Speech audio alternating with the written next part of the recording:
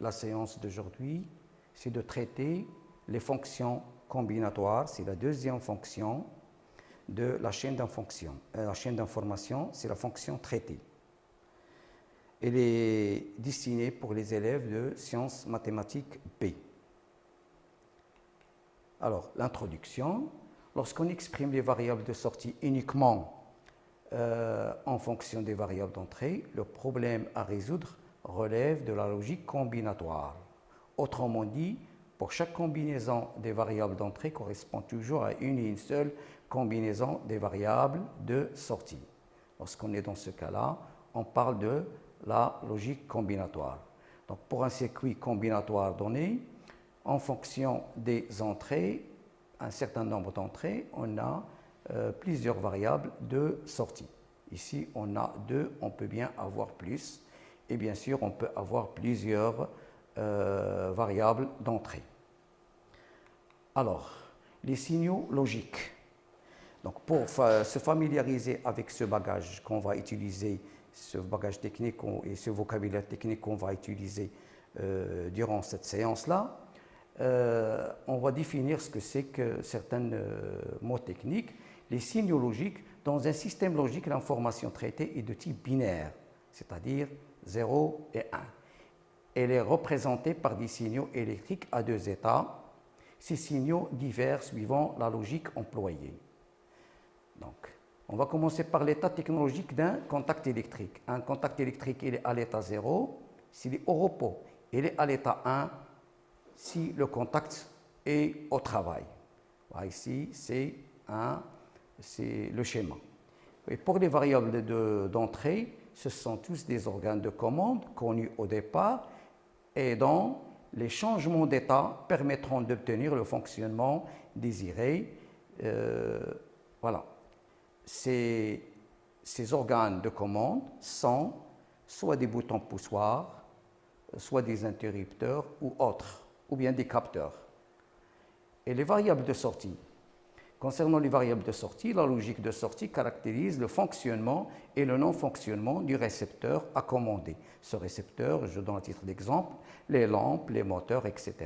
Par convention, il prendra la valeur 0 si le récepteur est au repos. Et il prend la valeur 1 si le récepteur est au travail. Pour commencer, on va parler de toutes les fonctions et opérateurs logiques élémentaires ainsi que les opérateurs logiques dérivés. Dans ce tableau, on trouve sur la première colonne les opérateurs logiques. Ici, on a 9 opérateurs logiques avec les équations de logique, l'équation logique de chaque opérateur et 2 symboles. Le premier symbole, c'est le symbole français.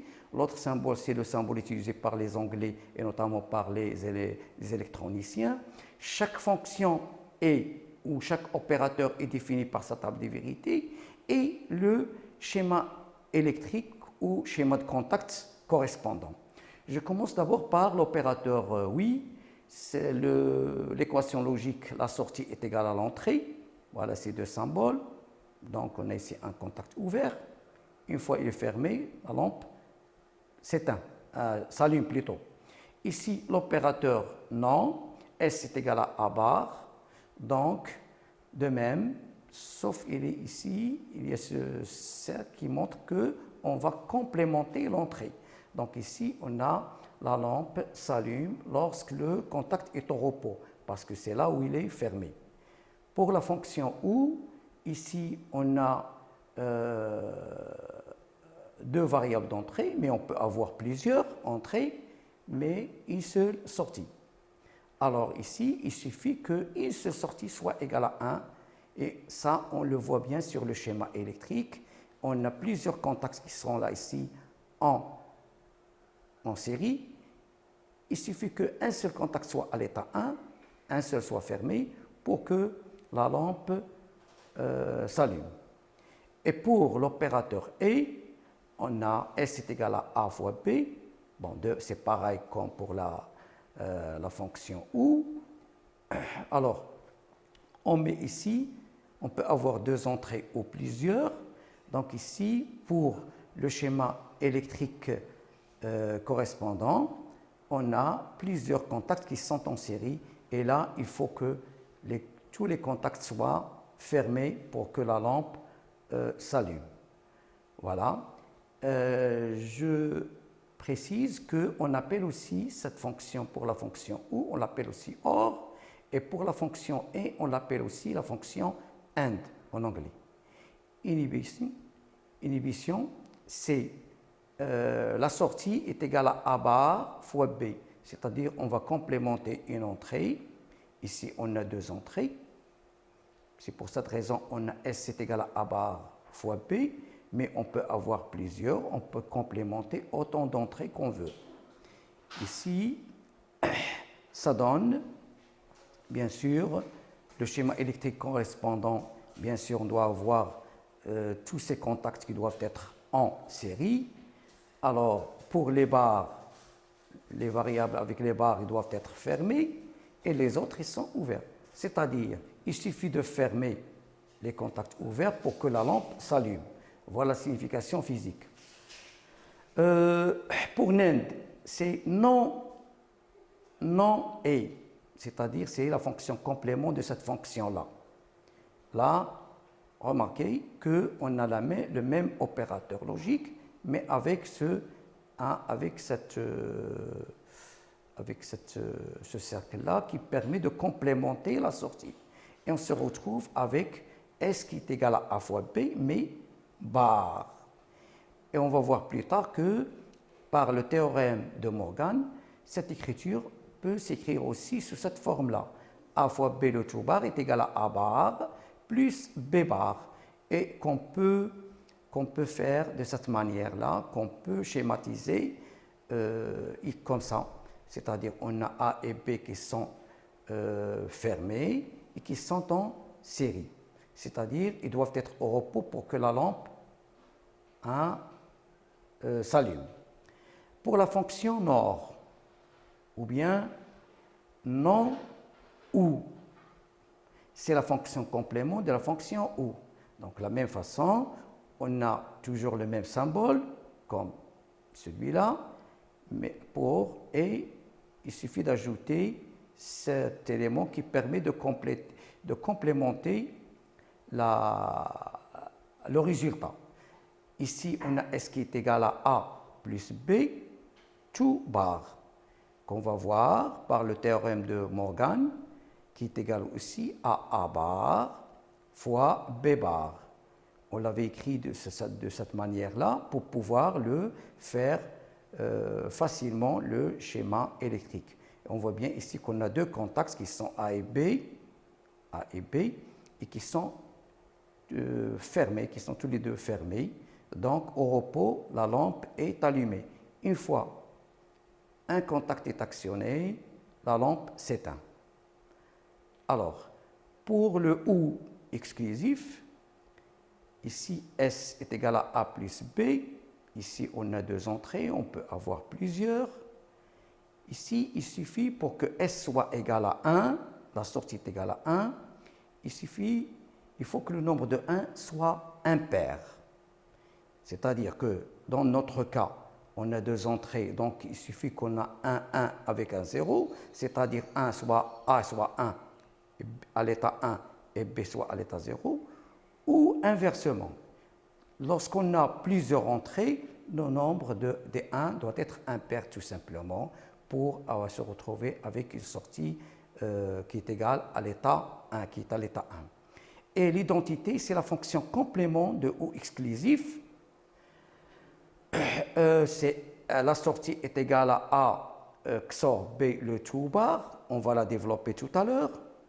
On va développer cette écriture. Ici, il suffit que le nombre de 1 soit pair pour que la sortie soit égale à l'état 1. Maintenant, on va parler des propriétés relatives à la logique combinatoire. D'abord, la logique combinatoire, elle est commutative, la multiplication et l'addition. Elle est associative, ça c'est des choses que vous avez déjà l'habitude de voir en maths. elle est distributive. Seulement ici, pour la première, la distributivité du produit par rapport à la somme, c'est quelque chose qu'on a l'habitude de voir, mais la distributivité de la somme par rapport au produit, ça c'est une propriété qui est inhabituelle, mais souvent utilisée dans la logique combinatoire, parce qu'on l'utilise assez souvent pour simplifier les fonctions logiques. Et pour la complémentation, on va revenir à ça plus tard. Pour la complémentation, A fois A bar est égal à 0, parce que si A est égal à 1, donc A bar est égal à 0, donc 1 fois 0 est égal à 0, et vice-versa. Par contre, A plus A bar est égal à 1, parce que 1 plus 0 est égal à 1. A plus A plus A plus A, une infinité de A, ça donne toujours 1, parce que soit on a 1 plus 1 plus 1 plus 1 qui est égal toujours à 1, ou bien 0 plus 0 plus 0 qui est égal à 0. La même chose pour la multiplication. A fois A fois A fois A fois A est égal à A. A plus 0 est égal à A, parce que soit A est égal à 0, dans ce cas on aura ici 0, donc est égal à A. Si A est égal à 1, ici on aura 1. Donc on a bien A plus 0 est égal à A. A fois 1 est égal toujours à 1, à A. Et pour A fois 0, c'est toujours 0. A plus 1 est égal à 1. C'est-à-dire, quel que soit l'état de la variable A, on a 1 comme résultat. Je termine pour les propriétés. Donc, A plus A fois B est égal à A. Ici, il suffit de faire la chose suivante. On voit bien que je peux mettre ici A en facteur de 1 plus B. Et bien sûr, 1 plus B est égal à 1, donc est égal à A. Ça, on vient de le voir. Pour la deuxième propriété, celle-là, A fois B plus A est égal à B plus A fois A, c'est A. Là aussi, on va mettre A en facteur de 1 plus B et qui donne A. Voilà, pour ces deux-là. Donc, pour la deuxième propriété, ici, on a A plus A bar B. Ça aussi, cette propriété, elle est assez souvent utilisée. Je vais la montrer ici. On a, ça c'est A plus A bar fois A plus B.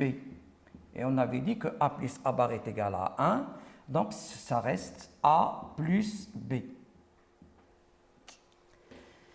Ici, on a le complément de la somme logique. A plus B, le tout bar est égal à A bar plus B bar. Et ça, on peut le vérifier facilement par la table de vérité. Il suffit d'établir un tableau avec deux entrées A et B et de faire dans la première colonne A plus B bar, le tout bar, et dans la deuxième colonne A bar fois B bar. Et on va vérifier rapidement que ce théorème-là,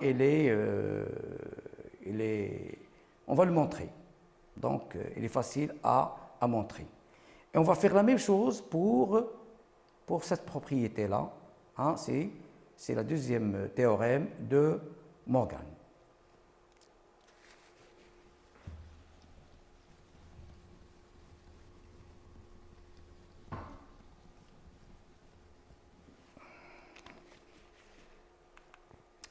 Alors, représentation d'une fonction logique. Une fonction logique est représentée par sa table de vérité qui précise toutes les combinaisons d'états logiques possibles des entrées à l'état correspondant à la sortie. Et ça, on va l'illustrer à travers des exemples tout à l'heure. D'une façon générale, si on a n variables d'entrée, on va se retrouver avec 2 à la puissance n combinaisons. C'est-à-dire, si j'ai 2 entrées, c'est 2 à la puissance 2, ça veut dire 4 entrées. Si j'ai 3 entrées, c'est 2 à la puissance 3, c'est 8 combinaisons plutôt. Si j'ai 4 variables d'entrée, c'est 2 à la puissance 4, ça donne 16 combinaisons, ainsi de suite. Son équation logique qui est une association de sommes et de produits logiques. Et son logigramme ou diagramme logique qui est une représentation symbolique sous forme d'un schéma formé par les différentes liaisons entre les symboles des opérateurs élémentaires. Alors, je donne à titre d'exemple, on a ici un tableau, on donne le tableau plutôt ou la table de vérité d'une fonction logique f, c'est une fonction de a, b, c, hein, ici c'est donné. Donc, on va répondre à la première question, c'est de donner la fonction f. Pour trouver cette fonction-là, il suffit de voir les lignes qui correspondent, pour lesquelles on a f est égal à 1. Et là, on voit bien que on va s'intéresser à cette ligne-là. F est égal à 1 pour A égale à 0, B égale à 1 et C est égal à 0. Donc, A, on va mettre A bar, B est égal à 1, c'est B, C, c'est 0, donc on va mettre C bar. Alors, je vais faire la même chose pour la deuxième ligne, pour la ligne suivante. On a aussi f qui est égal à 1. Donc ici, A est égal à 1, donc c'est A. B est égal à 1, c'est A. Et C est égal à 0, donc c'est C bar. Pour cette ligne-là, pour laquelle f est égal à 1, A est égal à 1, donc c'est A. B est égal à 0, donc on va mettre B bar. Et C est égal à 1, donc on va mettre C. Et pour la dernière ligne aussi, donc f est égal à 1 pour A est égal à 1, B est égal à 1 et C est égal à 1. C'est la raison pour laquelle on va mettre ici A fois B fois C. Donc, f est égal à 1 si on a ça, cette combinaison, ou ça, ou ça, ou cette combinaison. Ça revient à écrire f est égal à la somme de ces 4 combinaisons. A bar B C bar plus A B C bar, la deuxième, plus la troisième, plus la quatrième. Voilà, on a répondu à la première question. Maintenant, cette fonction, il faut la simplifier. On verra tout à l'heure pourquoi on simplifie les fonctions logiques. Donc, pour simplifier, on va utiliser les propriétés de la logique combinatoire. C'est les propriétés dont on avait parlé tout à l'heure. Donc, ici, il suffit de voir, de remarquer que, pour simplifier, de voir que je peux sommer ces deux-là. Donc, j'aurai quoi? J'aurai B, C bar, facteur de A, plus A bar. Et je peux sommer aussi ces deux-là. Donc, j'aurai plus AC, facteur de B, plus B bar.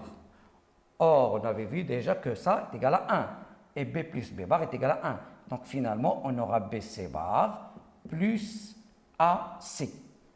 Voilà, c'est le résultat mentionné ici. Il suffit de faire un logigramme que je vais faire tout de suite dans cet espace prévu pour le logigramme. Alors,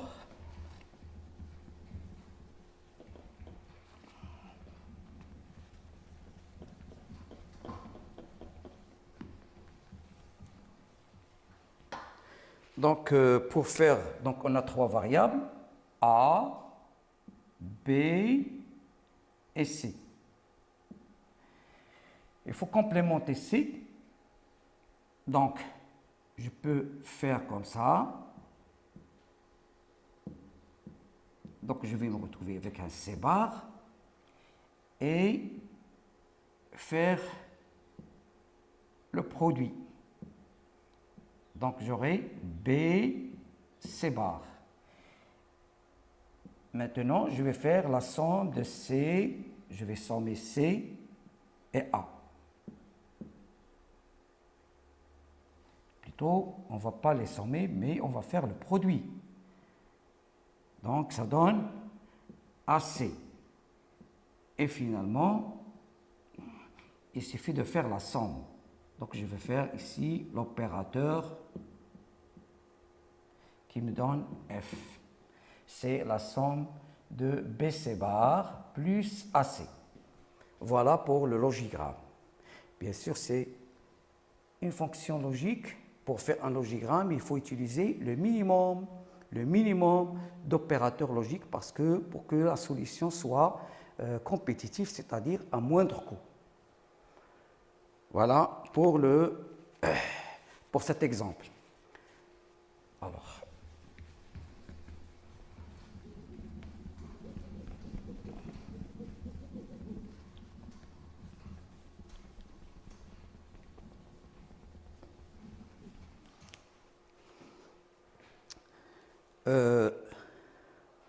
voilà.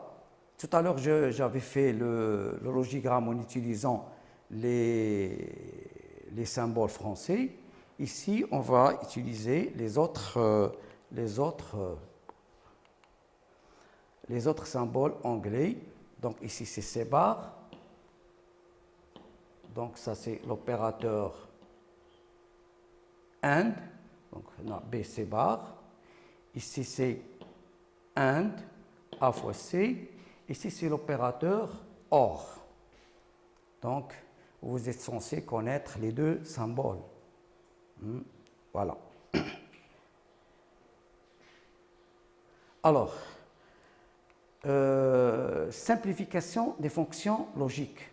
Le fonctionnement de tout système technique qui relève de la logique combinatoire peut se traduire par une équation logique plus ou moins complexe. La compréhension du fonctionnement du système et la minimisation de son coût, c'est ce que j'ai dit tout à l'heure, de réalisation, impose la recherche de l'équation la plus simple. Plus la fonction est simple, plus on va utiliser moins d'opérateurs logiques, plus notre solution elle est compétitive. Alors, pour la simplification, il y a deux types de simplification. Il y a la simplification algébrique. Cette simplification, si cette méthode utilise les principes de l'algèbre de Boole, c'est-à-dire c'est la logique combinatoire, toutes les propriétés qu'on avait vues tout à l'heure, à savoir les règles des opérations logiques, des relations fondamentales et les théorèmes de Morgan. Donc, il faut connaître par cœur ces propriétés afin de pouvoir simplifier une équation logique. Voilà. Pour cela, je donne un titre d'exemple. L'exemple 1, on a une fonction f qui est égale a bar bc bar plus abc plus ap c bar. Ici, on peut remarquer facilement que ce terme et ce terme, ils ont b et c bar en commun. Donc, je peux mettre b et c bar en facteur de a bar plus a plus abc. Donc, puisque a plus a bar est égal à 1, donc on a finalement b, c bar plus abc. Et là aussi, on voit bien qu'on peut mettre b en facteur, ça donne c bar plus ac. Et là, on va utiliser la deuxième propriété de la distributivité inhabituelle dont j'ai parlé tout à l'heure. Ici, si on revient à ce qu'on avait dit tout à l'heure, donc c'est C bar plus A, facteur de C bar plus C, et ça c'est égal à 1. Donc finalement, on aura F qui est égal à BC bar plus AB. Voilà. Donc il ne nous reste plus qu'à faire un logigramme de cette fonction. Donc on a 3 variables. Voilà. A, B et C. Donc, C bar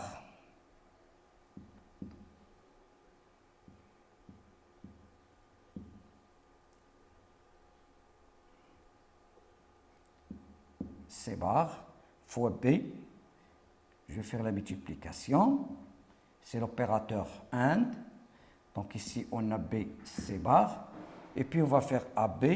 Voilà, A et B. Donc, C, AND, une autre fois.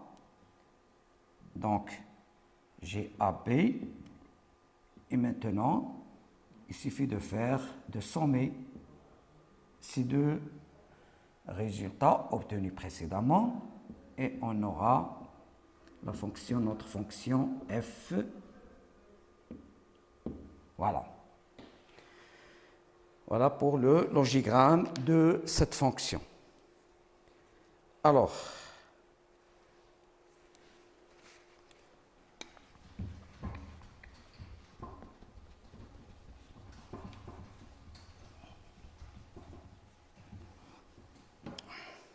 exemple 2.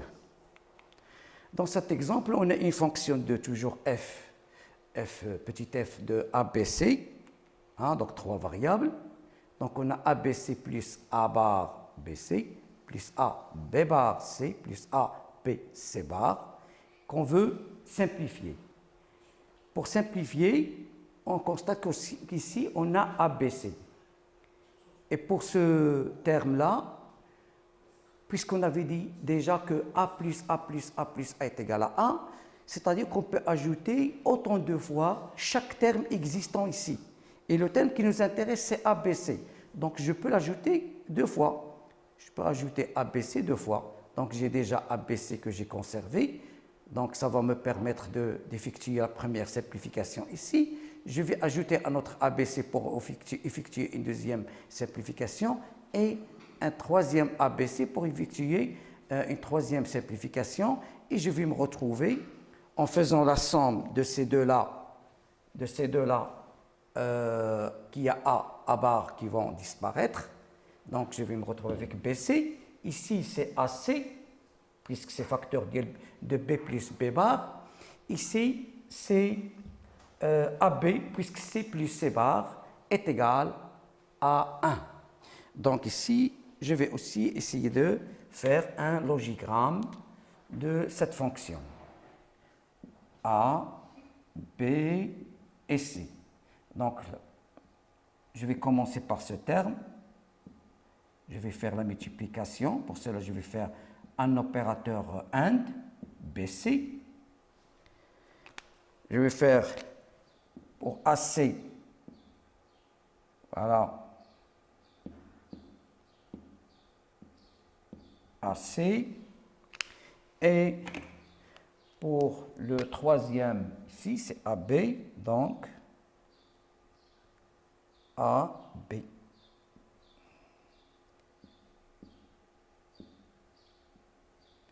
AB. Et maintenant, il ne me reste plus qu'à faire la multiplication, la somme, sommer ces expressions. Donc, voilà ce que ça donne.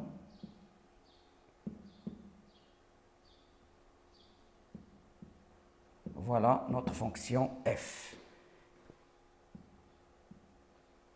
Voilà pour le deuxième exemple. Alors, voilà, je vais me contenter de ces deux exemples pour faire la simplification algébrique et je vais passer à la simplification graphique ou simplification par tableau de Carnot. Alors, pour cela, la simplification graphique par tableau de Carnot. Règle d'établissement du tableau de Carnot. Cette méthode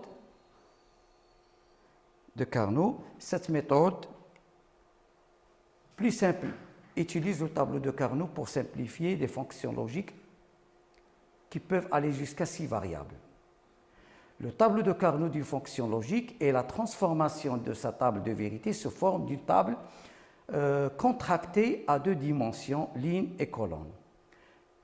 Le passage de la table de vérité au tableau de Carnot se fait de la manière suivante. Chaque ligne, c'est-à-dire combinaison de la table de vérité, correspond à une case du tableau de Carnot. Pour passer d'une case à l'autre, une seule variable d'entrée change à la fois, et c'est pour cette raison qu'on va utiliser le code Gray. Deux cases sont dites adjacentes si elles ne diffèrent que par une seule variable. Maintenant, pour détailler cette méthode-là, c'est l'objet de la séance suivante. Inch'Allah, salam alaikum.